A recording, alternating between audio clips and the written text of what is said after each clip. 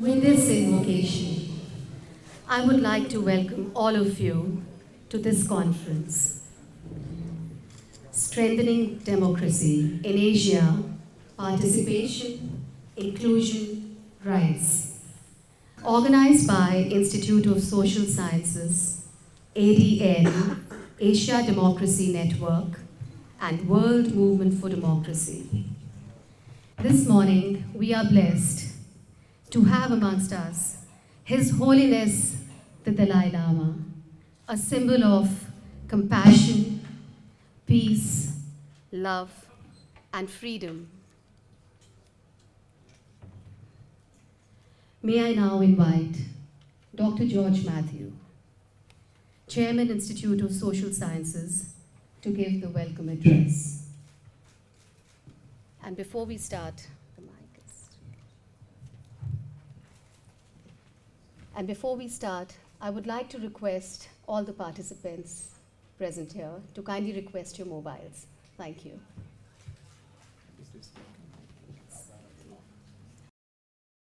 His Holiness the Dalai Lama, Carl Gershman, Sikyong, Lobsang Sangay, distinguished participants, colleagues. First of all, let me extend you all a very warm welcome to this program. Today is a special day for all of us as we are remembering the legacy of an outstanding leader who fought for the rights of laborers from his native town of Mangalore in the state of Karnataka and rose to national and international esteem. Along with his followers and friends from India, there are his friends and admirers from 20 countries here with us today.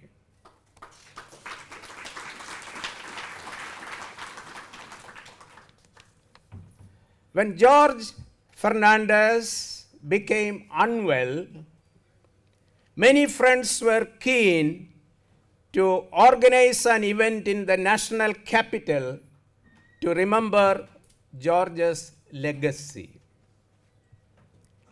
Everyone wanted His Holiness to be the chief guest of this program. And our dear friend Temba Sering conveyed this message to His Holiness, and he gave March 23rd as the date for this celebration of his legacy. Friends, when His Holiness touches anything, everything, including a date, it has enormous significance. What is March 23? March 23 is the martyrdom day of Sharad Bhagat Singh, the national hero of India for independence movement.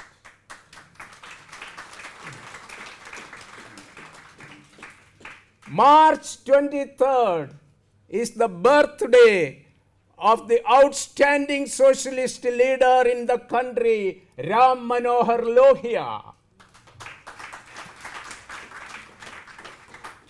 And March 23 is the day when the political emergency in this country, the black spot in the democracy history of India, was lifted, and that is March 23.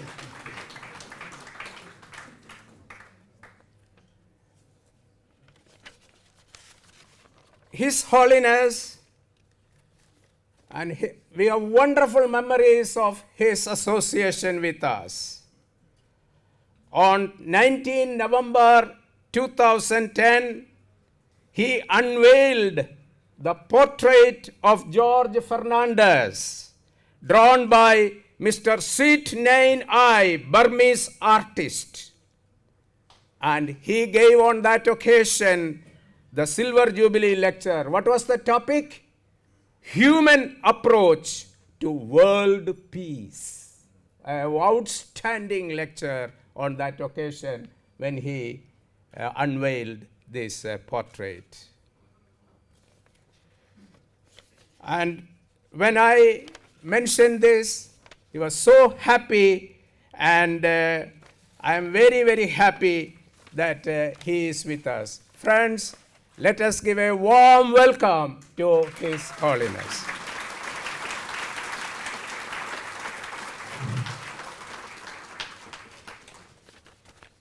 Carl Gershman is a dear friend of George for so many years, and very closely associated with the work of democracy all over the world.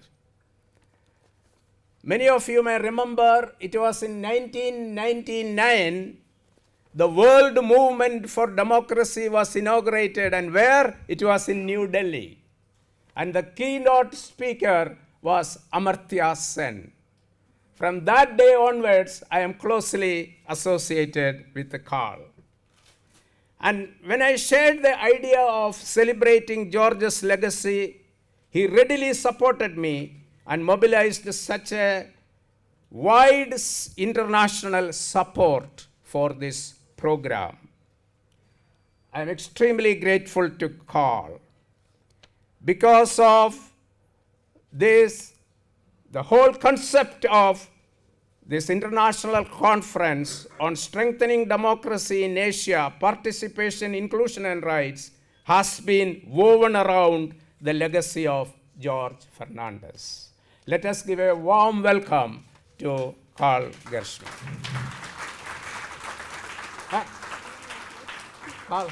Sikyong Lobsang Sangay is the political leader of the Central Tibetan administration. Even though the Tibetan parliament is in session this week, I am very pleased that Sikyong took the time out to join us today. Thank you very much, and let us give a warm welcome to Sikyong Lobsang Sangay.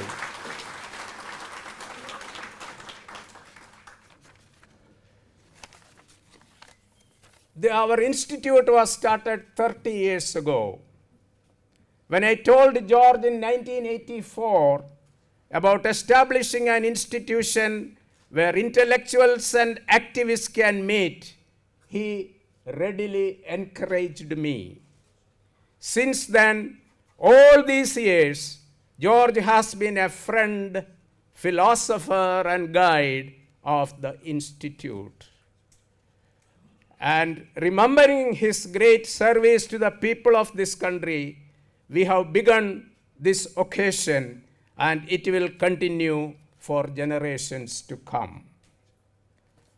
Friends, very briefly, for those who are new to this area, let me say a few words about George. George Fernandez, eldest of 6 children, was born on June 3, 1930. After completing his high school from St. Aloysius School in Mangalore, he was sent to Bangalore in 1946 to be trained as a priest. He left the seminary and began to work organizing exploited workers in the road transport industry and in the hotels and restaurants in Mangalore. In 1949, George moved to Bombay.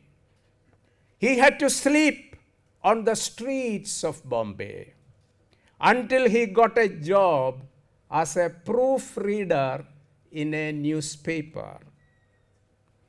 Then he came in contact with the trade unionists and socialist leaders, especially Ram Manohar Lohia. He rose to prominence as a trade unionist and fought for the rights of laborers. and became a central figure in the unionization of sections of Bombay, dock workers and others, and many workers' strikes were organized by George in the 1950s and the 60s. George was first elected to Parliament in 1967 from Bombay. As president of the All India Railwaymen's Federation, he led the railway strike involving 1.5 million workers in 1974, resulting in thousands of people being sent to jail. George went underground, challenging the political emergency. In 1976, he was arrested. Being in prison was nothing new to George. And in 1977, when the emergency was lifted, he was elected from Bihar and became the member of parliament and union minister for industries. Celebrating the 60th year, VP Singh, former Prime Minister of India, released 3 volumes under the general title Dignity for All. Dignity for All. That was on 12th April 1991. George was 9 times member of parliament and held several ministerial portfolios, including communications, industry, railways, and defense. He had the courage of conviction, and his fighting spirit stood him in good stead.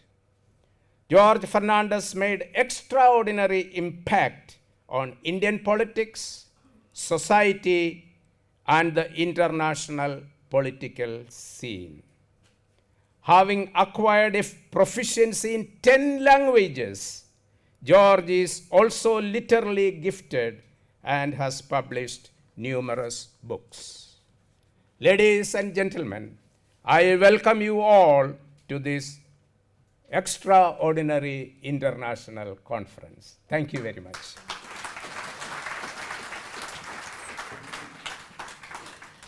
Thank you, Dr. Matthew. These were really passionate words, I must say. And now may I like to invite Dr. Anselmo Lee, co-convener, Asia Democracy Network, champion of human rights and development and democracy. Dr. Anselmo Lee, please. His Holiness Dalai Lama, Your Excellencies, friends, and democracy advocates from Asia and all over the world, I'm extremely happy to be here today to welcome you as one of the co-organizers of this conference. As you see in the banner, ADN, Asia Democracy Network, is one of the co-organizers. I'm from Korea. My name is Anselmo Lee. Korea, as you know, divided country, but hopefully it will be united soon. We don't know how soon. With your support, it will be very soon. I don't know personally George Fernandez, but I learned from many friends here since yesterday, the last year, when we began to organize this meeting. I was very impressed. For me, was George Matthew, not George Fernandez. I was in the beginning very confused between George Matthew and George Fernandez. So now it's very clear. They are the 2 important persons for democracy, not only in India or Asia. And also, I'm very happy for this opportunity because ADN, Asia Democracy Network, the first time you are having meeting in India and South Asia. We used to have a meeting in Seoul. ADN was created October 2013, and then we had a meeting in Singapore and Bangkok and Taipei. Now we are in South Asia. So I'm extremely happy about this opportunity to strengthen the democracy not only South Asia and also whole Asia together. As you may know, there is a brochure outside. The motto of ADN is defending and promoting democracy together. One of our key values is democracy is universally recognized value. It's not Western value, it's our own valuation. So main spirit of ADN is to create a democracy, strengthen democracy among Asians in partnership with the global community who share the same values. George mentioned about 23rd of March in Indian context, but I want to broaden the context of 2015, not only 23rd of March. As you may know, 2015 is 800th anniversary of Magna Carta, as we discussed yesterday during our steering committee meeting. So human rights goes back to 800 years. Of course, in Asian history, even go back to more than 1,000 years. Second, also 70th anniversary of end of World War II, which means foundation of United Nations, and also which means liberation of many Asian countries around that time. South Korea, India, Indonesia, many countries in Asia, which means also beginning of nation building, if not national democracy. So I think it's very symbolic. It is time for us to revisit 70 years history of nation building from the democracy perspective. And one more, 2015, for development community, it is time of paradigm shift. As you may know, MDG, Millennium Development Goal, which was created year 2000, is coming to an end. And then international community around the UN, now we are discussing the new goal, temporarily known as SDG, Sustainable Development Goals. So we are having this conference in this historical context, human rights, development, and democracy. I hope we can deepen our reflection on this strengthening democracy in Asia, inclusion, participation, and right in this historical context. And one more, I think the theme is very relevant for ADN and also many democracy advocates in Asia today, because inclusion, participation, right are three core values and guiding principles of democracy movement in Asia, especially the right, which means human rights-based approach. So once again, I want to stress the importance of combining democracy, human rights, and development, which are the main domain of democracy challenges today. And lastly, I would like to thank, of course, the NED and also Swedish government to support this initiative, which is very important for us. And also, especially, I'm extremely happy to discuss democracy in the presence of His Holiness Dalai Lama, because yesterday also we discussed democracy and religion. Today, religion provides good opportunities, at the same time, huge challenges to democracy in Asia. Various forms of religious extremism and also fundamentalism, how to address those challenges, I think it's a very important emerging challenges. I hope coming 2 days, we can bring our experiences and wisdom together to come up with a very concrete, action-oriented plan for coming years. Once again, warm welcome, and also enjoy today's conference. Thank you very much.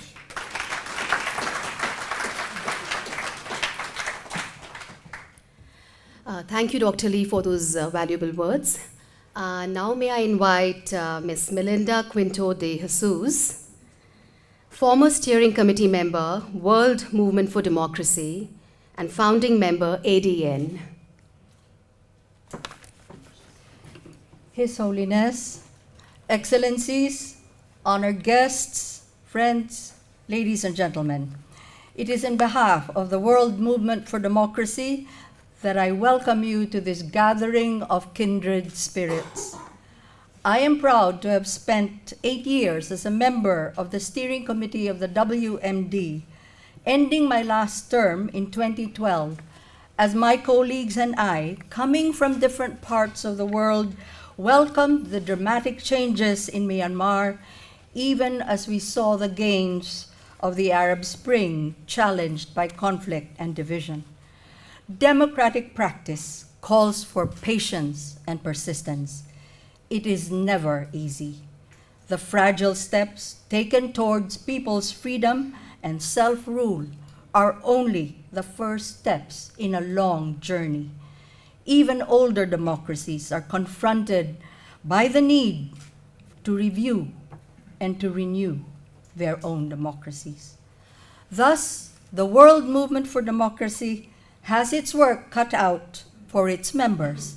With a hard-working secretariat housed by the National Endowment of Democracy in Washington, D.C., the movement is brought to life around the world by its diverse participants. Since 1999, it had convened biennial global assemblies in different parts of the world to present the latest studies and results of research, share experiences of democratic gains as well as crisis, discuss the learning drawn from advocacies and campaigns on various issues.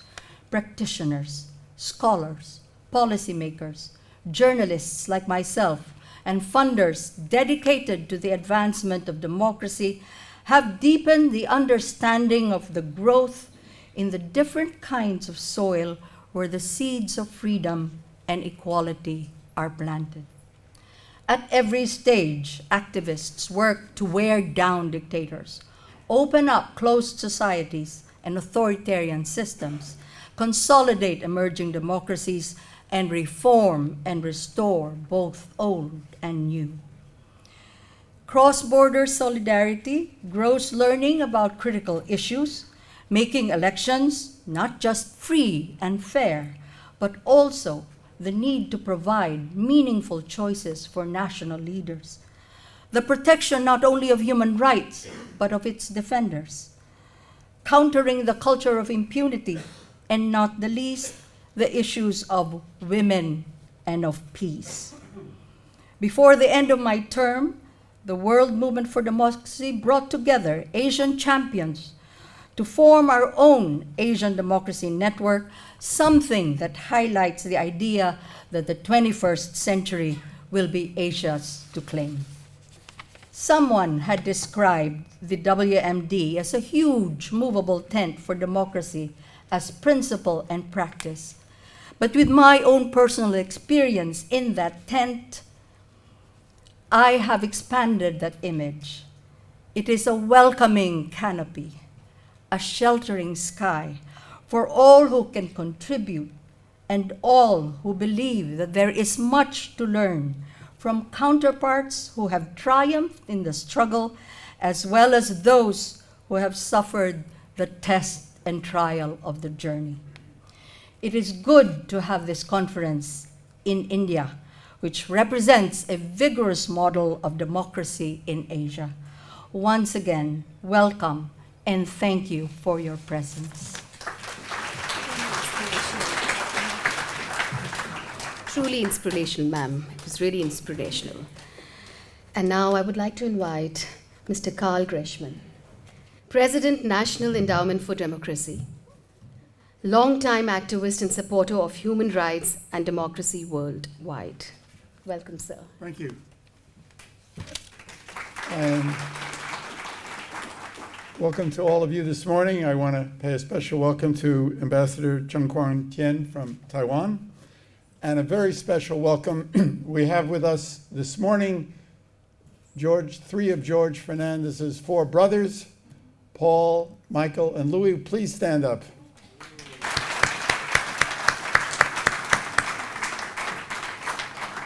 This conference was originally planned with our friend George Matthew on the theme of the legacy of George Fernandez, which is a legacy of impassioned struggle for political freedom and social and economic justice. George, as you've heard, was a trade unionist, a brilliant orator, an impassioned and committed socialist leader who when the emergency was declared in 1975, he went underground to lead the struggle for the restoration of democracy, and then he was arrested on June 10th, 1976. When, after the emergency, and George emerged and became Minister of Communications and later Minister of Industry, he said something that I think defined his philosophy. Those of us, he said, who had the honor and the privilege of fighting for what we believed was right and against what we knew was wrong, hold the view that what we went through was a struggle between truth and falsehood, between justice and injustice, between democracy and dictatorship. As we planned this meeting, the idea of the conference evolved from a tribute to George into a discussion of ways to strengthen democracy throughout Asia. And this is consistent with George's record as a great democratic internationalist. He benefited from the solidarity of others. And when he was arrested, immediately after he was arrested, three great socialist leaders, Willy Brandt, Olof Palme, and Bruno Kreisky, issued a statement which George felt saved his life. And so George was somebody who not only benefited from international solidarity, but he never hesitated to give international solidarity to others. His home, when he was defense minister between 1998 and 2004, and beyond that, but his home, even at that time, was the headquarters of a Burmese student exile movement that was fighting for democracy. As defense minister, his home was the headquarters for the Burmese exile student movement. And he was India's best friend of the Dalai Lama and its strongest advocate for the human, religious, and national rights of the Tibetan people. I'll never forget when we organized the founding assembly of the World Movement for Democracy here in India, and the Indian government wavered on whether or not to give its consent to His Holiness speaking at the opening of the World Movement for Democracy. George was very, very angry, and he fought within his government to get them to change their position on whether or not the Dalai Lama could speak at the World Movement. And then he came himself and delivered an impassioned speech, I remember that, where he not only talked about Asia, he talked about the Slansky trials in Czechoslovakia in 1952. He was really a great internationalist. And there is no one, I think, in the world who more appreciates George Fernandez and his struggle than His Holiness the Dalai Lama. When we were standing outside before and His Holiness met George's three brothers, he said, well, you're his real brothers, his physical brothers, but I am his spiritual brother. So it's really an extraordinary pleasure and a privilege for me now to introduce this great voice for world harmony and human freedom, His Holiness the Dalai Lama.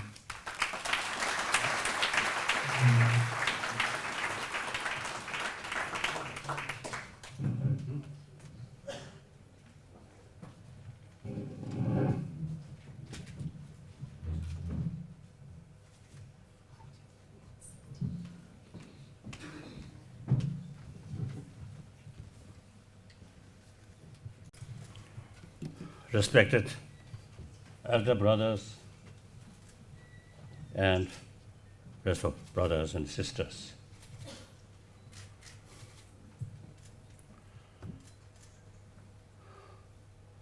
The brothers, sisters who gathered here, I think some special brothers, sisters, you committed not only your own sort of well-being, but you see,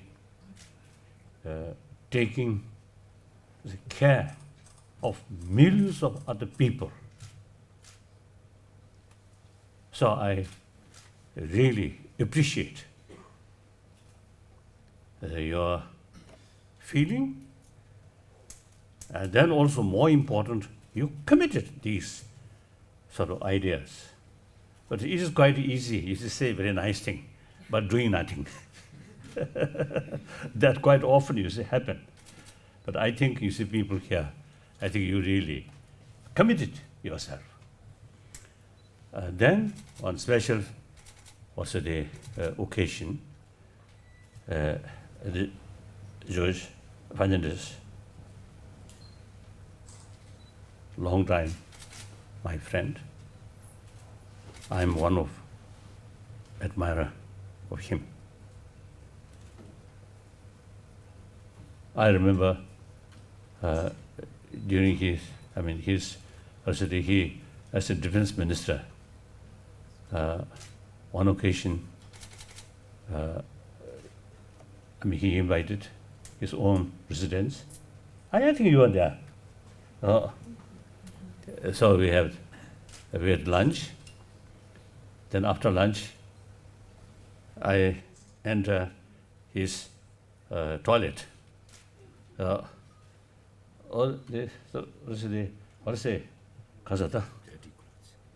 some clothes or some sheets. You see, to wash. You see, just piling there. Then I felt, you see, as a socialist, I think it seems to see he managed his own home, you see, by himself. So I don't know. I think you know better. So anyway, as a such person, again, as I mentioned earlier, he actually dedicate what he believed, no matter how difficult it is. So I really admire.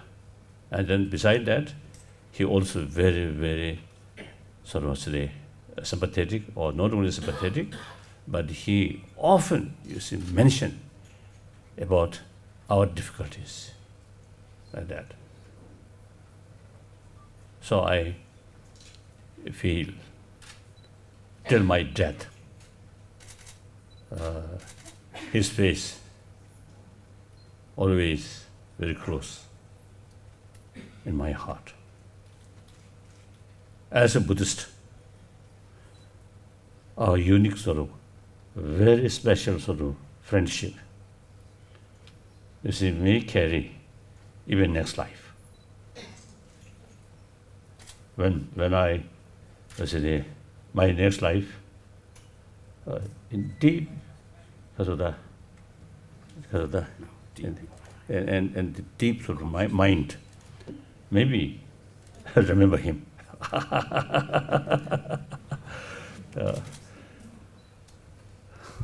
So then during emergency, some problem, and also Jayaprakash Narayan, his physical, I think, much worsened. Physical condition much worsened. That period, soon after, they changed the situation. I call him a partner, his own home. Then his physical, very bad. I think that's last meeting. Again, one great leader of this country. Soon after 59, I came, he organized Afro-Asian conference. This is regarding, our problem. So then about democracy. I think firstly, I mentioned when I meet some of the Indian friends, many occasions, I mentioned, although India already got independence, but still India need the certain determination and self-confidence and fearlessness. That still need in this country. So he, one of them, really wonderful. You see, sometimes, as I mentioned earlier, you see, sometimes the people get some high position. Then they are a little bit changed. That also I noticed, you see, some my friend, you see, during their Kasuda, with position, and something, a very dignified person, after retired, doesn't mean like that. But same human being. So you see, sometimes you see power and so also the position easily spoil. He not like that, I feel. So then I think democracy, I really believe. Even animal loves freedom. Sometimes I have small dogs and also one cat. So when door open, they happily run. So they also loves freedom, isn't it? Even though in the room we're feeding quite well, but still they do not satisfy. As soon as the opportunity comes, they run and play. And some dogs, you see, in the grass, you see, doing like that. So that shows even animal appreciate freedom.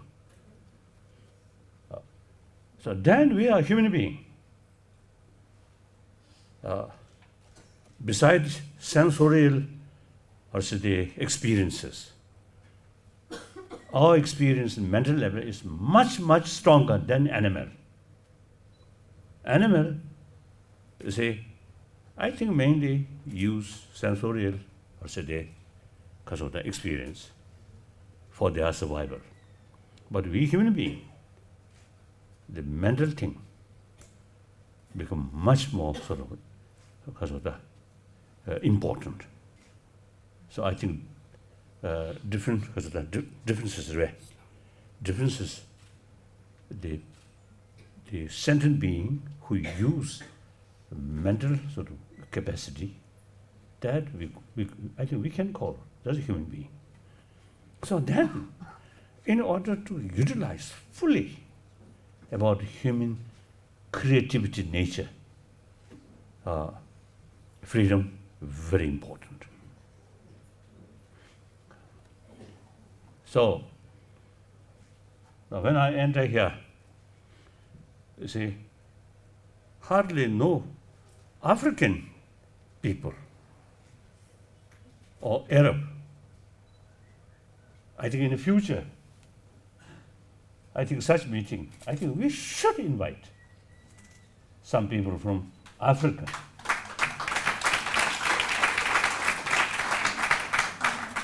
That's a very huge continent, great potential. I often you see expressing, when I met some African, because the person there, Africa, such a huge continent, and huge sort of say the potential. And then you see the present sort of situation, I think very sad. So many small countries and fighting, and within the country, again fighting. And these quarrel is carried by, suppose, those educated people.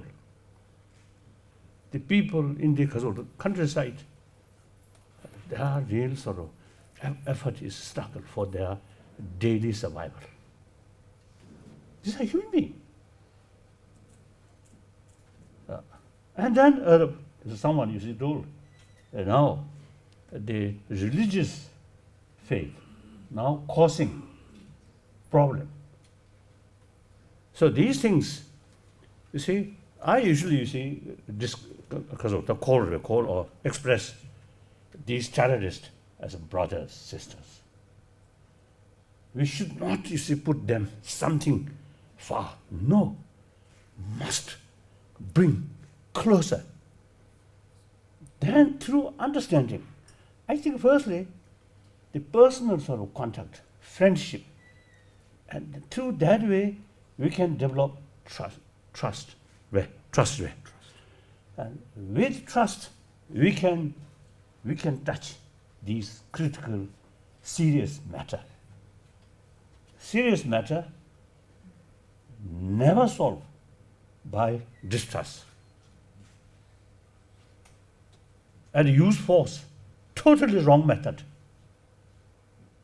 I often used to telling, I love Mr. Bush. Since my first meeting, we immediately become close feeling. No formality. He really shows. Besides as a president, he immediately shows as a genuine human being. Some other sort of president, sometimes when I first met, second meeting, third meeting, still they emphasize more on president. Little distance. No use. Still president, even president or king or queen or spiritual leaders, still human being. The number one, we are human being. On that level, no differences. As a matter of fact, I think today's lot of problems which we are facing, with too much emphasis on secondary level of differences, including religious faith and nationality and color. In India, I think the caste system, I think the greatest obstacle there is to promote genuine democracy, equality. I think that's quite serious. I think Buddha Shakyamuni, 2,600 years ago, he specially emphasized against caste system. So even Chairman Mao Zedong, 1950, 54, 55, when I was in Peking, one time Chairman Mao Zedong told me he considered Buddha Shakyamuni was revolutionary. Reason, he totally sort of against caste system. That I think we can consider. You mentioned 800 years ago something. Huh? So I think 2,600 years ago is one Indian truly committed the equality and against these because of the discrimination. So usually I describe Buddha Shakyamuni was one aspect, great thinker and great philosopher. And one aspect, I usually describe scientist, ancient scientist. Although this is not purpose, some kind of because of the or teaching of Buddhism, no. Now, okay, full stop, finished. So therefore, so the democracy to human being is very essential.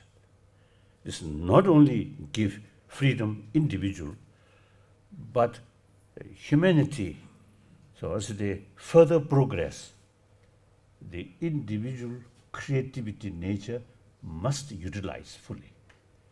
So in that respect, I think democracy, freedom, equality, these are very essential. And then I always say, telling people, world belongs to 7 billion human beings. 7 billion human beings are real owner of the world. Then each country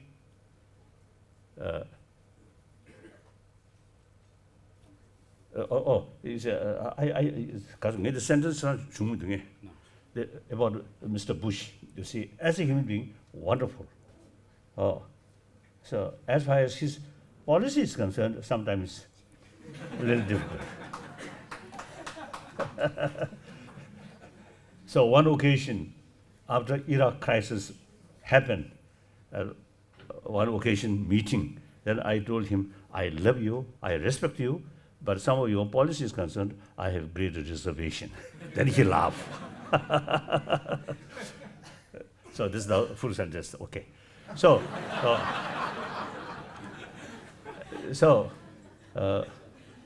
therefore, you know, the democracy is, I think, the concern of humanity, not just one country or one continent. Therefore, each country belongs to the people, not a few individual kings or rajas or spiritual leaders. Sometimes I really feel the Bolshevik revolution actually against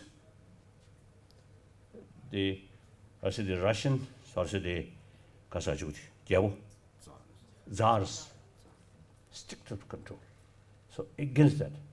Unfortunately, eventually Lenin himself became like that.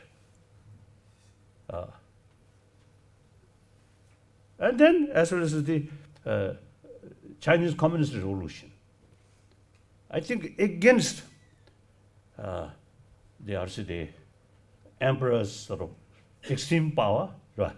Absolute power, right? Then warlords, these things. And eventually they themselves become like warlord. So I think these things, you see, the worldwide movement, democracy movement, very essential. So as I mentioned earlier, you see, we should include some African people, some Arab people, then our meeting, our gathering, eventually can cover whole world. That's, I think, very important. The movement of democracy is not concerned one continent or one nation. And this is because of the matter of humanity. Then this is our approach, not something, you see, try to or against someone. No. You see, we also, you see, we must keep the sincere concern of these totalitarian sort of people, right? Well, ultimately they will suffer. So sometimes you see, they may feel a little difficult to change. Then our effort, you see, may help them so to reduce sort of strict, sort of strict control. I think so. We have plenty of reason to explain the totalitarian sort of system. Not much reason, short-sighted interest. Democracy, for humanity, for a long future. So we have plenty of sort of reasons to explain. So I think real change, human mind, is an explanation. Use reasons, not by force. Reason with respect, genuine compassion, genuine sense of concern of their well-being. This is my belief. Whether right or wrong, you should judge. So, thank you. That's all. Thank you.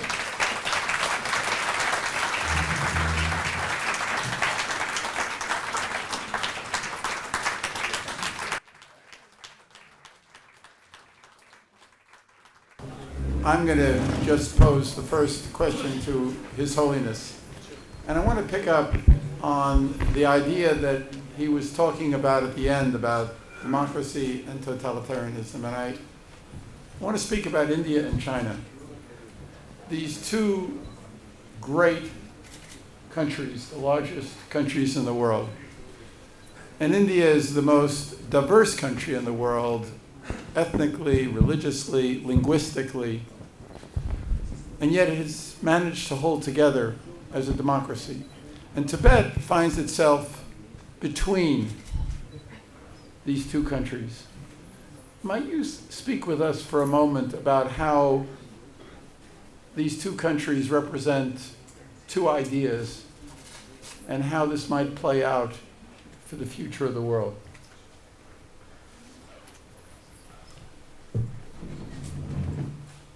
India, most populated democratic country.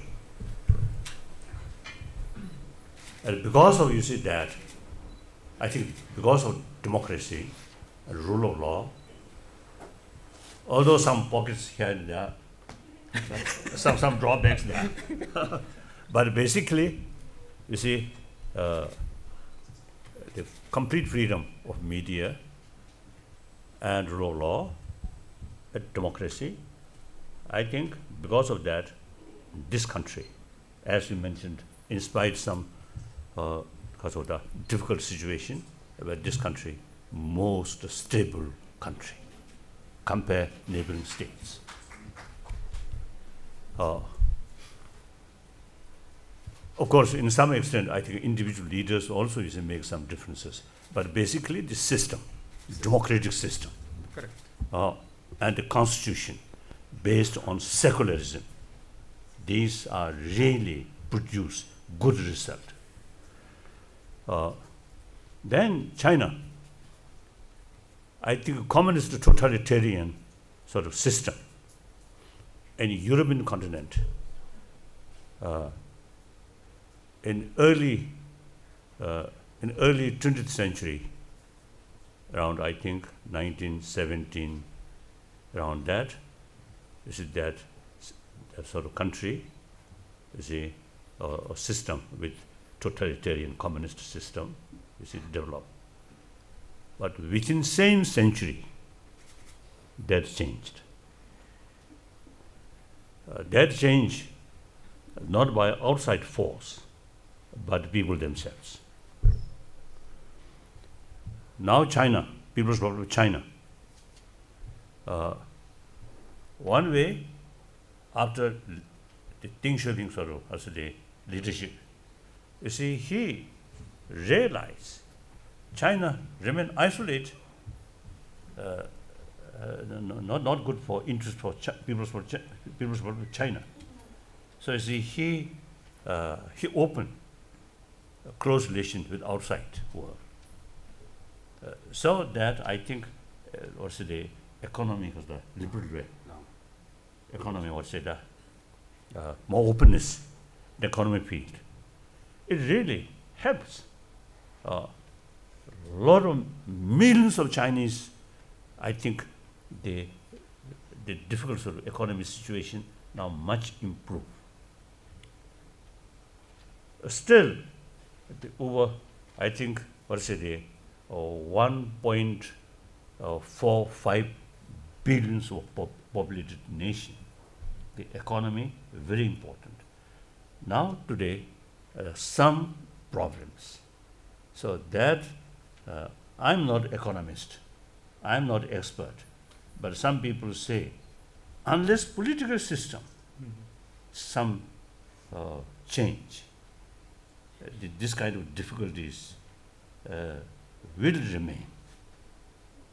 So great nation, China, now most populated nation on this earth, and Chinese people, I usually see describing Han people are hard-working. Sometimes I think, they hear 1.2 billion of Indian, sometimes in the heat, relax. Han people, more hardworking, and really we can say 5,000-year-old cultural heritage. So I don't think this kind of, in a way, I think inhuman system, eventually Chinese people will accept. So like Liu Xiaobo, these people already sort of express. Because of fear, many people remain silent. But inside, now I notice many party member, outwardly party member, inside something different. So such a great nation, you can't survive that way. You have to become more realistic. So the political system, democratic, open society, is the only way future of China. So, like my sort of friend, at this moment your contribution may not be very significant, but please carry continuously. And eventually, I think the sensible over 1 billion Chinese brothers sisters, I think they really want some change. Within the country, difficult to express publicly. So from outside, and then one advantage now, thousands Chinese students now sending Europe, America, and sometimes I also suggested to some of my Indian friends. Now India also should welcome more Chinese students. Sure. And then one sort of particular case, India is all Buddhist, important Buddhist sites within this country. So like Muslim brothers, sisters who go to Mecca, Yes. there are some special arrangement. And also pilgrim to Mount Kailash, also some special arrangement.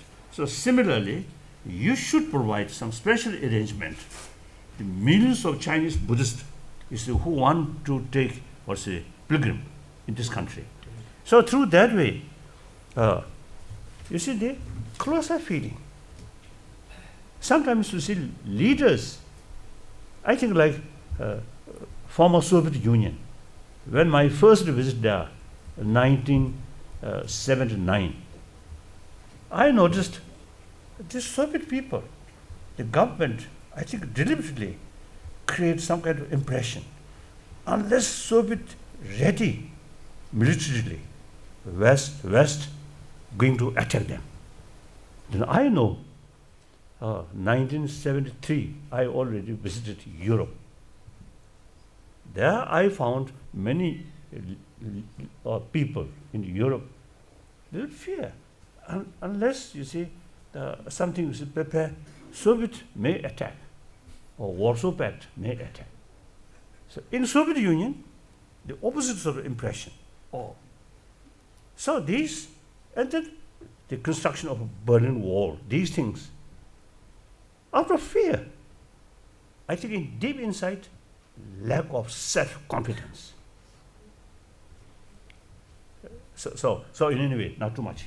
Too much. These things. So therefore, as I mentioned earlier, the close contact. So India, I think, should India should let know millions of Chinese Buddhists and Chinese students about India's. Sometimes some tourists, few days, or few weeks, and then I think they may get the impression the complete freedom of India's cow on the street.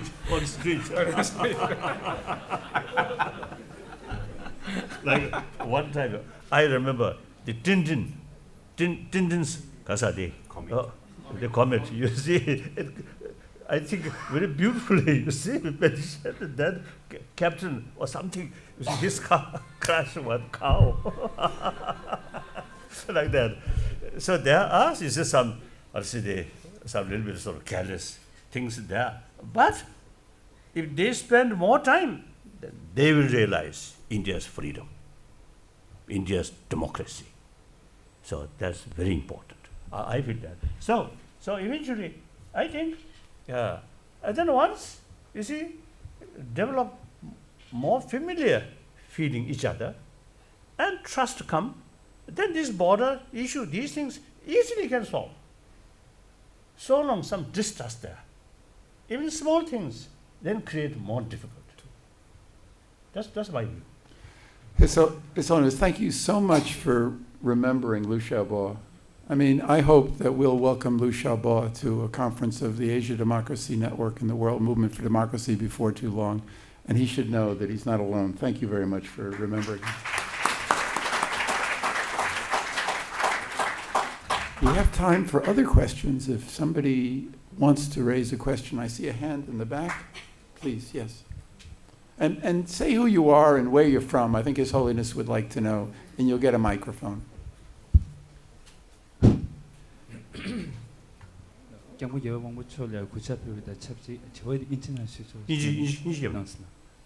name is Tenzin Pinsok, and I represent the National Democratic Party of Tibet as its General Secretary. I have only one question for His Holiness. How can religion play an important role, any religion for that matter, in promoting and deepening the democratic process in this world? Thank you. Sure. Of course, you see, among Tibetan, majority of them Buddhist, or some small percentage Muslim, and then a few Christians, and some non-believer. So, you see, different tradition, I mean, these different religion, different tradition, so different concept, I cannot say, so generalize. But as far as Buddhism is concerned, as I mentioned earlier, then furthermore, the monk's rule in Vinaya, about 100 precepts, no, not precepts, some kind of rule, or how to dismiss, how to accept, like that, about 100 rules. So all 100 must carry a group of monk, bhikshu, at least 5 bhikshus. Otherwise, no matter how sort of important, like me, one individual monk, you see, cannot carry this work. Only a group of monk. So the democratic principle is there. Then also, you see, we fully committed about, you see, I think modernization, including democracy. I think I may mention over 400 years, about 400 years, Dalai Lama institution, you see, also take the both responsibility, temporal and spirituality. Since 15th Dalai Lama, this practice started. Since my childhood, I saw a lot of drawbacks with regent.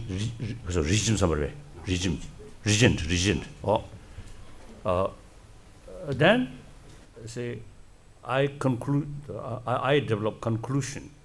The power in few people's hand. So that's mistake. So then, 1950, I took the responsibility, political responsibility. Then soon, I think around 1952-53, I set up reform committee.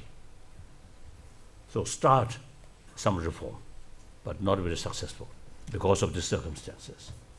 Then only after 59, when we reach India, at once I start some work more democratic way.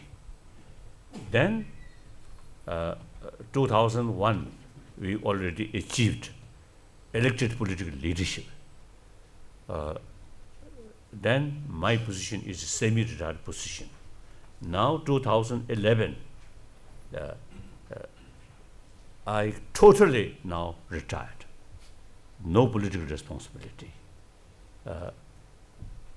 So Lobsang Sangay elected political leadership. So as far as sort of political matter is concerned, he is my boss. Age-wise, much younger. But then, because of this system, elected sort of leader, so I must respect like that. However, the spiritual side, I'm his boss.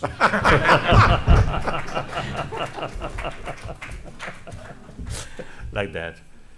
So, my retirement, 2011, not only myself retired, but 4th century old tradition.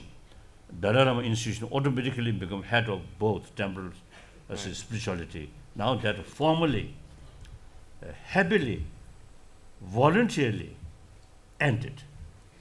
So sometimes I jokingly say, telling my friend, if 5th Dalai Lama reappear, whether he agree or not, I doubt.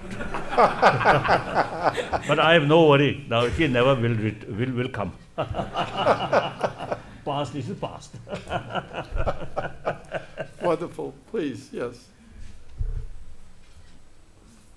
Can we have the mic up here, please? I think the question is, I think real sort of message of religions, truthful, honest, love.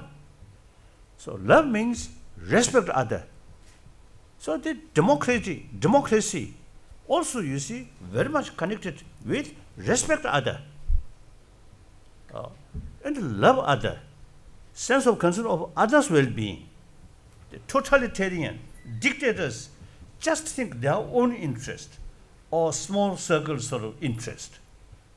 So lack of compassion, lack of tolerance. So all major religious tradition actually, you see, teach us love, compassion, forgiveness, tolerance. Like that. Okay.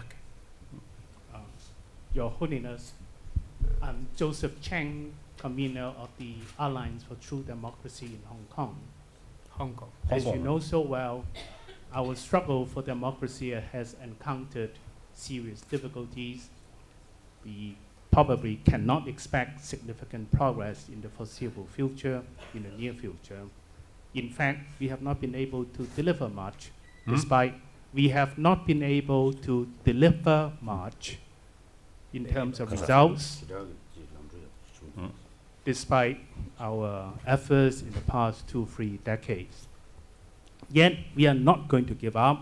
Oh, yes. We are going to insist on our peaceful, non-violent civil disobedience campaigns. We would like to have some advice from you, and we also want to learn from Tibet. In what ways can we learn from your followers? Thank you very much. That's difficult to sort of give suggestion. Very difficult, very complicated. But one thing I can share with you, no matter how difficult it is, keep your belief and your struggle. So eventually, you see, truth. Now I often, you see, expressing our struggle. Also, you see, a struggle between power of truth, power of gun. So for short term, power of gun is much more stronger. Long term, power of truth is more stronger. So please, you believe that and carry your work. Good. Sometimes I think important, you see, should not let too much emotion. Reason, believe with reason, and pursue calmly. That's important. That's my experience. What do you think? Oh, okay, good. We'll try. We're going to take 2 more questions, one over here and then the gentleman standing over there. So right now, please, and and then we're going to hear from the Sikyong Lobsang Sangay in closing. Your Holiness, I'm Selima Ahmed from Bangladesh Women Chamber of Commerce and Industry. You said about humanity, you said about respect to people. Why, in a democratic nation, we women face inequality, face violence, face harassment? So what is your advice to the government or the people of the democratic nation that why that happens? And your advice. Oh, female. Female. Yeah. Oh. I think here, long human sort of history, I believe. I think a few 100,000 years ago, I think we, humanity, very small sort of number, and mainly I think something like family basis. So no concept of leadership. All work together. Whatever they get, share together. Then gradually farming system start. The population increase. And then some mischievous people started. So then concept of leadership come. At that time, no rule of education. So in order to become leader, only physical stand. So male dominance then start. Even I think some religious tradition, that sort of society, the cultural heritage, male dominance, then some impact in even religious field. Then education develop. Education brings more equality. Now today, existing education just oriented about material value is not sufficient. Now we must make effort constantly, make known existing education field must include some method to educate warm-heartedness, not as a religious matter, but simply, strictly secular way. According to Indian understanding, secularism is respect all religions and also respect non-believer. So that's, I think, very relevant to today's world. Now, out of 7 billion, about 1 billion non-believer. And among the believers, a lot of different sort of traditions there. So the India's 1,000-year-old sort of tradition, secular, respect all religion, and also non-believer. So that way, the secular ethics can be very fit in secular education. So therefore, but now time come, we must pay more attention about the promotion of human inner value, human love. In that respect, female should take more active role. So that's the reality. So the male dominance is outdated thinking. I think male need female, female need male. That's uncommon. Without combination, no longer human being. This is a fact. So we must realize or accept that reality should be equal. Use common sense.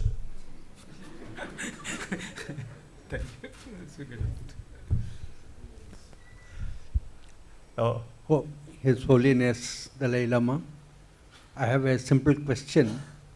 What are the possibilities of Buddhist non-violence creating a favorable environment for democracy in China? You introduce yourself. I am Professor Gopal Iyer from Punjab University, Chandigarh, and presently with the Institute of Social Sciences, New Delhi. I think You see, at Buddhist also now, I usually see telling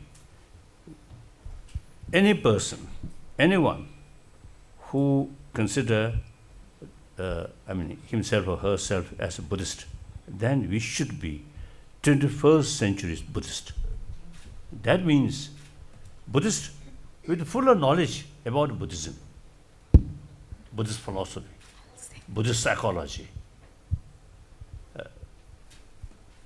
Many of us, many Tibetan, many Chinese Buddhist, and many others are Buddhist. You see, they consider themselves as a Buddhist, but they only know 3 words: Buddha, Dharma, Sangha. Do not know what is Buddha, how to develop, how to become Buddha. No knowledge. No pay attention. Study.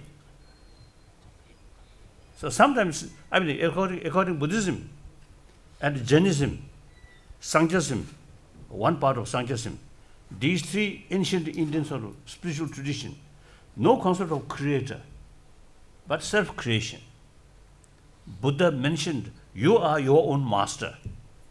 Your future entirely depends on yourself, not on Buddha. So Buddha only show the situation or the reality.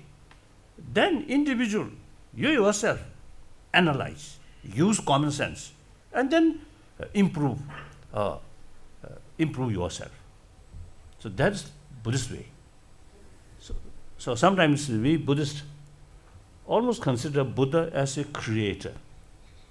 So we are not making any effort or pray to Buddha, please give me happy future, happy future. Totally wrong.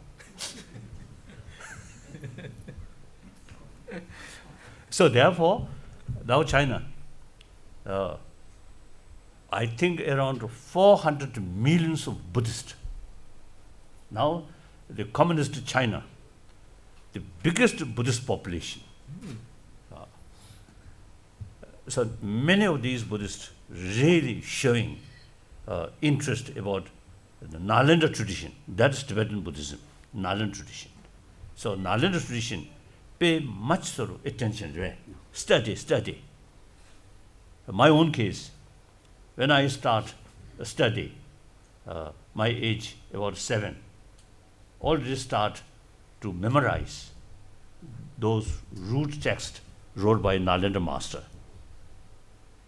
Then at that time, I'm no interest about this study. So I study under fear. My tutor always keep some whip. So this, His Holiness Dalai Lama, you see, carry study under threat by my tutor. Out of fear, so I carry study. So memorize these root text. Then each word, each vocabulary, explain according commentary. Again, Nalanda masters. So usually, you see, 20, 30 years take for study. So that I think on this planet, we Tibetan, only Tibetan still preserve the rich knowledge about Nalanda tradition. Here, 3 parts. One part, science, about human emotion, human mind. That's we consider science, not religion. It's an academic subject. So, in front of you, may I say so, the Western psychology, modern psychology, compare ancient Indian psychology, particularly Buddhist psychology, your sort of say the standard of Kazara knowledge about psychology is like kindergarten.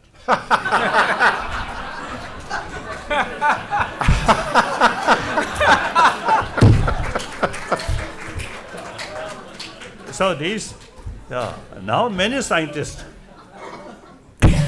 number of scientists. Now over 30 years, we had sort of a serious discussion, dialogue.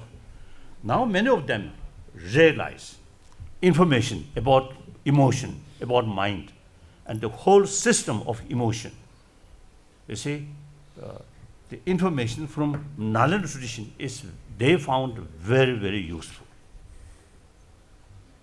So in order to develop inner peace, you see, fuller knowledge about the whole system of emotion is very essential. Buddhists usually use this for next life or nirvana. But we can use these things simply how to build happy society, peaceful society. As an academic subject, not a religious subject. Then Buddhist philosophy, Madhyamika philosophy, I think you heard, the Lungsu Pusa, Nagarjuna. Nagarjuna's philosophy, very much similar, the quantum physics. Nothing exists by objectively. If we investigate thoroughly, there is no independent reality. That's exactly Lungsu Pusa, Nagarjuna stated that. So now, this philosophical view, confirmed by quantum physicists, like that.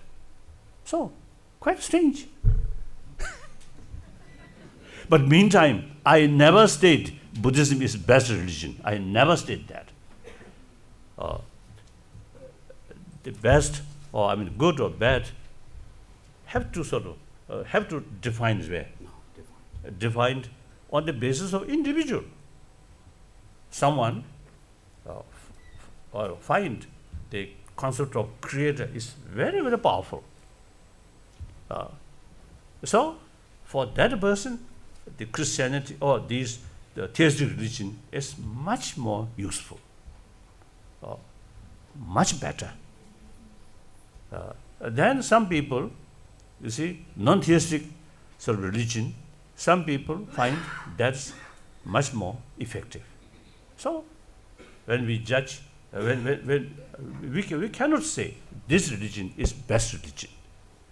But the philosophical field, yes, I can say Buddhist philosophy, particularly Nagaland tradition, very, very sophisticated. Like that. So, one lady.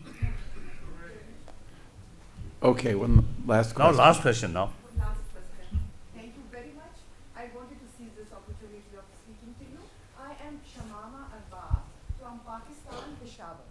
Oh. My Peshawar. Shamama Arbab. Then I think you should be like that.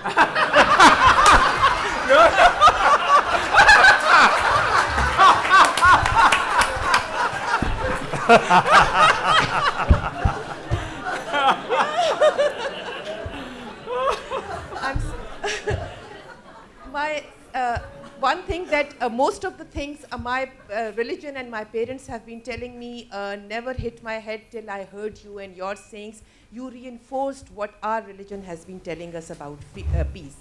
Your way of expressing it was great. I just wanted to humbly state that. But my question is, you mentioned that we have to finish the distrust and mistrust in order to let the positive energies flow. We are facing this problem between Pakistan and India. People are very positive towards each other. Yes. But we do not see how can we let this positive energy, flow across. So, do you have any suggestion for us? Pakistan and India. I think quite right. You see, I notice. You see, people to people, particularly the people of the border area. You see, their sort of economy and some other things heavily interdependent. So some cases, maybe even marriage, maybe. So I think the people sort of relation is very important. And one time, I think, when news come, one young child in Pakistan, some illness or something, then brought to India medical treatment. The many Indian, you see, take full care and show the friendship. So that I think we must go continuously. Then political leader, and including military personnel, you see, for the time being, some difficulties, I think for their own interest, sometimes, I think like former Soviet Union, you see, I think some extent now, today also now, something happened in Moscow. For their own short-term interest, you see, they deliberately create some negative other side. So here also, you see, some Indian, also you see, when they heard Pakistani, I think similar in Pakistan side also. People love each other. Then very good. Problem solved. I think majority, yes, I totally agree. But I think because of propaganda, and then sometimes, you see, human emotion.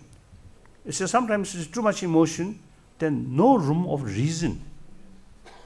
So in any way, I think people to people should have sort of closer relation, just continuously.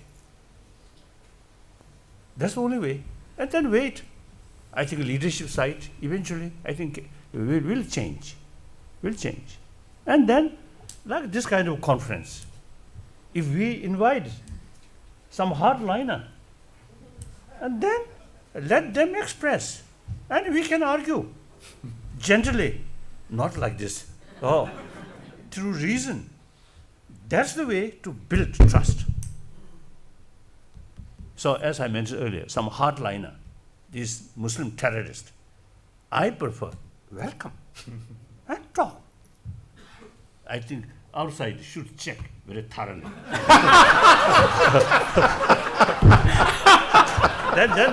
then come inside, then talk.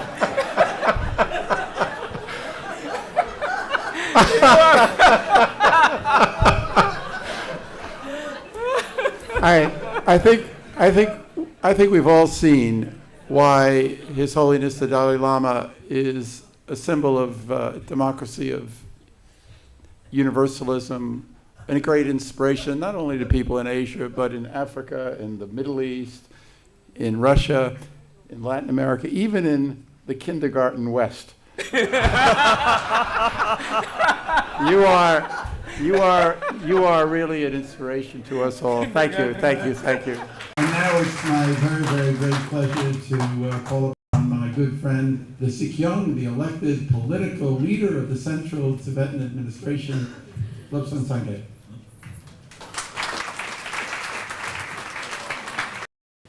His Holiness Carl Gershman, George, and all the dignitaries and participants and experts and activists for World Movement for Democracy. It's a great privilege and honor to be here and to say a few words about the legendary George Fernandez being a true and rare friend of Tibet. Before that, I would just like to mention, because this is a conference on strengthening democracy in Asia, and I was put in a very difficult position when His Holiness mentioned that I was his political boss. As we all know, spirituality is more powerful than politics. Anyway, I have a term limit, and His Holiness is our leader for life. And also, actually, His Holiness just mentioned, in true sense of the word, His Holiness is a true democrat, because from the 5th Dalai Lama all the way to 14th Dalai Lama, all the Dalai Lamas have always been both the spiritual and political leader. And in 1959, when he came to India, he introduced democracy, and then we had our own parliamentary election in 1960. And in 1963, His Holiness felt that we need women representation in the parliament. So in 1963, we had women representation in the parliament, perhaps far ahead of even Western countries, including Switzerland, who had women representation only in 1970s. So all the way till 2001, we had democratic election. But also in 1963, a constitution was introduced in exile, because we had just lost our country and we've been in exile only for 4 years. But His Holiness introduced a constitution in which His Holiness mandated a provision which says that His Holiness the Dalai Lama could be impeached by the parliament. Now at that particular time, who would have thought of impeaching His Holiness the Dalai Lama? But His Holiness insisted that provision has to be in the constitution, because everybody has to be servant to the constitution, to the democracy, including His Holiness the Dalai Lama. There was a lot of resistance from the Tibetans, but still His Holiness insisted. And as His Holiness explained in 2001, he declared himself semi-retired and handed over major authority to the elected leader, Kalun Tripa. And in 2011, when His Holiness declared that he will fully retire from politics and he's going to separate the political authority from the spiritual authority, Tibetans were very nervous, and appeals and petitions from all over the world, including a special meeting was convened, where His Holiness was appealed again and again not to devolve his political authority, but we wanted him, and still want him, to continue as both the spiritual and political authority. But His Holiness again insisted the time has come for Tibetan people to take responsibility, and he separated the spiritual authority from political authority. Now in this day and age, where you see a lot of leaders resisting from giving up their power, that caused a lot of bloodshed around the world. We see it even now. But His Holiness is one of the very rare leaders who willingly, as he says, happily and magnanimously, if I add, gave up his political authority in 2011. And he showed an example to the leaders around the world that you can devolve your political authority and let people mature and embrace democracy. And in my humble position, I'm given the political responsibility, but like me, for 6 million Tibetans around the world, His Holiness is the most revered leader even today. And he is our revered boss all the time. And that applies to all the Buddhists around the world and all the democracy activists around the world. In that sense, His Holiness is a true democrat. And remembering legendary George Fernandez, he is also a democracy activist and also a great friend of Tibetan people. I think I'm quoting George Fernandez here. I'm not suggesting that you all do this.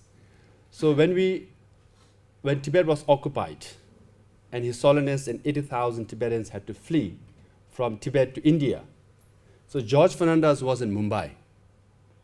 Then he was so agitated, he called some of his friends to go and submit a memorandum at the Chinese consulate in Mumbai. He called the consulate and said, we are coming here with a petition. Then finally, when the day came to submit the petition, from few people, it turned out to be 1,000 people who went to the Chinese consulate in Mumbai. But then when they reached there, the door, the windows, everything was shut. And then when he realized that the consulate will not be open, they are not going to accept the memorandum. So he shouted a few times, then he got the loudspeaker, shouted a few times. Then finally he thought, okay, he got this idea because he saw some officials sneaking out from the window. So he sent one of his friends to collect a lot of eggs and another friend to get a portrait of Mao Zedong. Now, I'm not recommending you do this.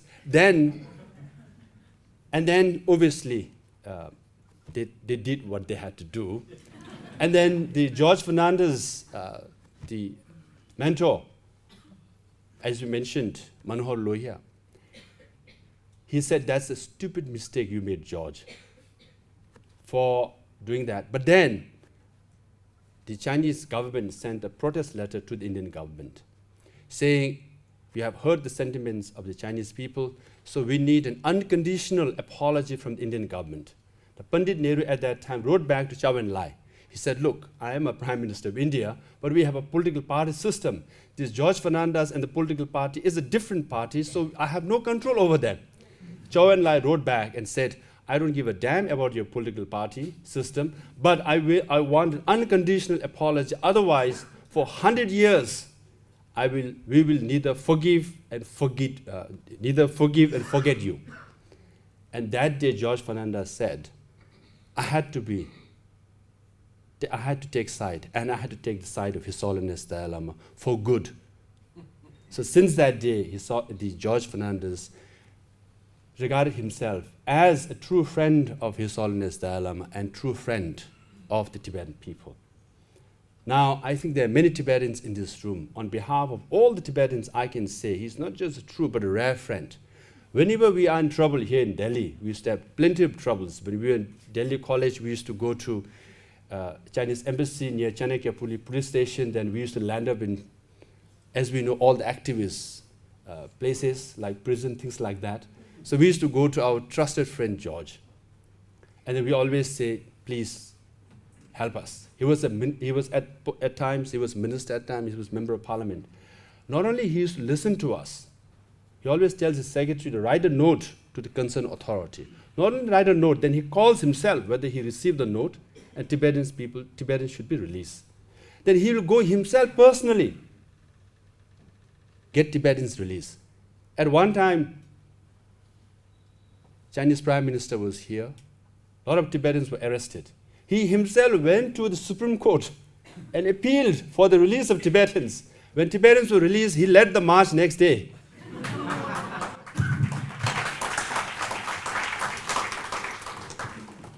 But then the difference, again, about George Fernandez Ji was that, again, he's rare. Because when he became the defense minister, his support for Tibetan people remained the same. So normally, once you're in an official position, once you're in government, they shy away a bit. But we could still approach him. He still came, despite a lot of debate within the government, he came to Tibetan events here in Majdunga Tibetan camp in Delhi. And he received His Holiness Dalai Lama. See, in that sense, he was a true friend. And at that time, he did make a controversial statement also. He said, Pakistan is not our adversary, but China is. And then he came under a lot of pressure within the government for saying that. But again, he did not shy away from saying all these things and doing what he actually believed. Now, he didn't do it out of sympathy for Tibetan people per se. He had sympathy for all the refugees and all the marginalized people around the world. He was similarly concerned with Tamils. In fact, the Burmese activists, as Carl mentioned, when we used to go to meet George Fernandez, Burmese activists were living in his official residence. So he was that engaged and involved as a person, as a leader. In that sense, he was also a true Democrat. And more than that, he really felt that Tibet was and is a core issue for India. He sincerely felt, and he strongly advocated, that after the invasion and occupation of Tibet, China came to the border of India, hence we have the longest border dispute between India and China. He sincerely felt that. He sincerely felt that Tibet was vital as an environment for whole of Asia, particularly for India. As we know, the 10 major rivers of Asia flow from Tibet. Indus and Satluj River from Tibet to India to Pakistan. Brahmaputra River from Tibet to India to Bangladesh. Salween and Mekong River from Tibet all the way to Thailand, Cambodia, Laos, all the way to, Vietnam. And Yangtze River and Yellow River. Yellow River, the cradle of Chinese civilization, start from Tibet. So Tibet is a major source of fresh water. And then there are some experts who say that before, wars were fought over land. Nowadays, wars are fought over energy. Soon, wars will be fought over water. And Tibet is the origin of fresh water and 10 major rivers which provide fresh water for more than 1 billion people. And also Tibet is called the third pole. After Antarctica and Arctic, Tibet has the third highest reserve of ice. The difference being from Antarctica and Arctic, when they melt, it goes to ocean. But as far as Tibet ice is concerned, when they melt, it provides fresh water for all the major rivers. So hence, Tibet issue is not just the issue of 6 million Tibetans. Environmentally, it's an issue for whole of Asia and more than 1 billion people. And geopolitically, it's a major issue because you have the two largest populated countries in the whole world, China and India, facing each other over the border of Tibet. And spiritually, as His Holiness mentioned, Buddhism is one of the most ancient civilizations. And Tibetans can take pride in saying this, and His Holiness always says this, that the best preserved text and teaching of Buddha is in the Tibetan literature now. And India obviously is our guru because we learn Buddhism from India. But Tibetans take great pride in saying that we are the best chelas. And with, yes, disciples. And with His Holiness as our leader and as our teacher, you can clearly see we are the best disciple. So in that sense, George Fernandez truly believed the Tibet issue is not just the issue for Tibetans. It is the issue for India. It is the issue for Asia. It is the issue for the whole world. That's why he was committed till the end. In that sense, he was a true friend, a rare friend, much beloved, and he was a true democrat. People like him are very rare in this world. And today, I think it's a great and important occasion to remember him. And His Holiness Dalai Lama always says, always advises us, always keep your old friends and remember your old friends and make new friends. And George Fernandez will always be a friend of Tibetans, friends of refugees, a friend of marginalized people around the world, and friends of democracy activists around the world. Thank you very much. Thank you, sir, for these very beautiful words. And now may I invite Dr. Ash Narayan Roy, Director, Institute of Social Sciences, to give a vote of thanks, please.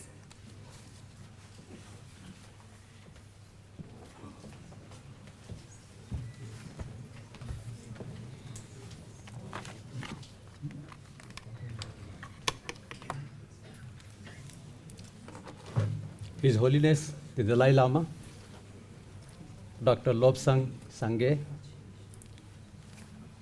Carl Gershman, Anselmo Lee, Melinda de Jesus, Dr. George Matthew, and very distinguished invitees and friends. My task this morning is far from easy. How does one thank someone like the Holiness, who is the embodiment of compassion, peace, and love, as well as a source of happiness for the millions? There is a character in Henrik Ibsen's immortal play, An Enemy of the People, and it says, "The strongest man is the one who stands alone." I think His Holiness is that man who, even Gandhiji told us to say no to something which is unacceptable. It is therefore not enough to say thank you. It is amazing how these two words that mean so much can seem so little.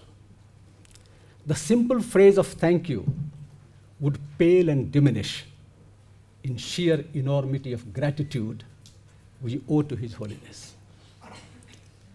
We are greatly blessed by His graceful presence and message. We gratefully recall His visit to the Institute in 2010, which Dr. George Matthew alluded to. What a mesmerizing lecture that he gave. All along, it has been his limitless love and his concern for humanity that have guided institutions like ours. His Holiness' life and mission has been one of hope. I thank him for his kind presence and blessings. I must also say just 2-3 lines about Shri George Fernandez, who we know has all along remained a rebel against authority. A knight in shining armor would be the best way to describe him. In the 50s and 60s, he became a household name. He was able to galvanize mass workers, organize radical activism against the establishment. Today, because of his ill health, he may be forgotten by some, but his legacy stands tall. Thanks are due to Dr. Lobsang Sangay for his brilliant speech. I think he indeed deserves where he belongs today. Mr. Carl Gershwin is an old friend of the Institute. It is his vision and leadership that has brought NED to where it stands today. We are thankful for his support in organizing this conference. I wish to also express my profuse thanks to Mr. Anselmo Lee and Ms. Melinda de Jesus for their kind support. Let me just take 1 minute of you, since we are here to discuss strengthening democracy. Across Asia, we have the trappings of democracy: elections, parliament, separation of power. But many countries have institutions without authority. As Larry Diamond rightly says, advance of freedom across the world is swinging in the wrong direction. Maybe after the fiesta, the hangover. Democracy is in recession, he says. What is worrying is that this recession is visible in large democracies. Democracy is not about verbal fights or political grandstanding. It is about collaboration and deliberation. This is exactly what we are here. And I believe that it is not just a nudge and wink that will do.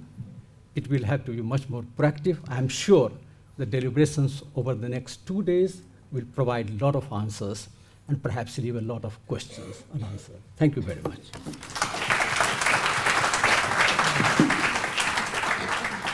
Thank you, Dr. Roy.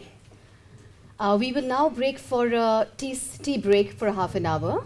And for all the participants who have not registered yet, there is a registration table outside.